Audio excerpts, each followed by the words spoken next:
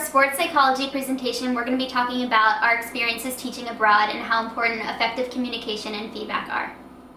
Effective communication is something that we found was really important to all three of us. While we were talking, we found that all of us had gone on volunteer teaching trips where we experienced that due to cultural differences or differences in the language, that we had trouble communicating initially with the kids. So by applying effective communication methods, we were able to mediate that and better communicate with them. The three aspects that we saw most important in communication were empathy, active listening, and feedback.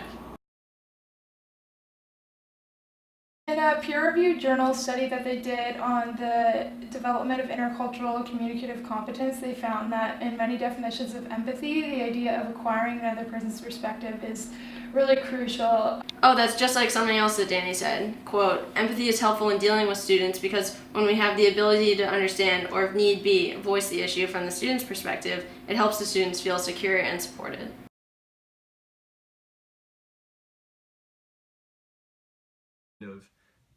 Picking up for the vernacular is kind of picking up on their language and how they see it, or how the students describe it first, and then kind of copying that language to your instructions to use the kind of words or actions or descriptions they think of. So, for example, using trousers instead of pants when you're speaking with someone who uses those words.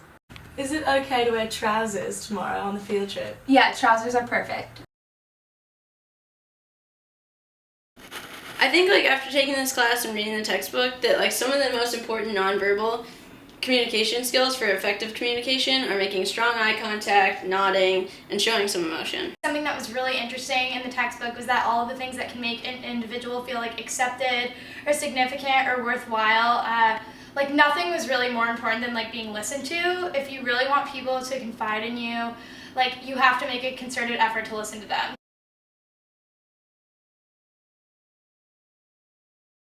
Pretty straightforward. You have to actively listen. You have to really be completely focused on them and nothing else, because they can immediately tell when they've lost your attention, and they feel like you've slightly betrayed their trust.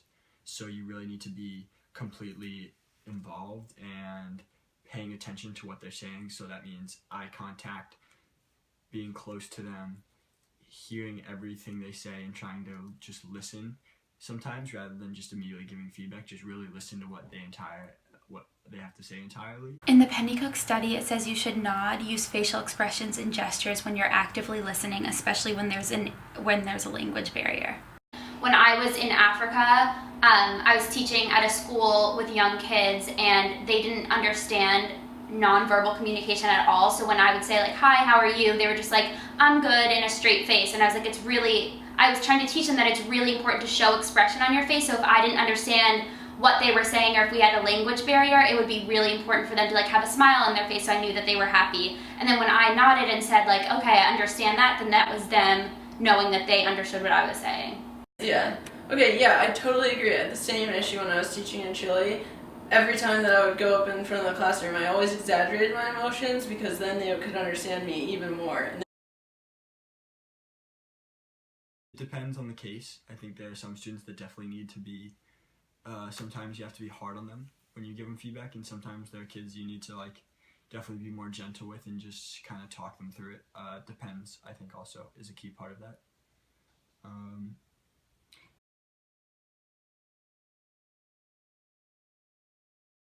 When we were talking to Danny, and he was talking about the importance of feedback, and he said what was really important and what he's learned most is to give immediate feedback, either positive or negative, right away, because that's what helps his students grow the most.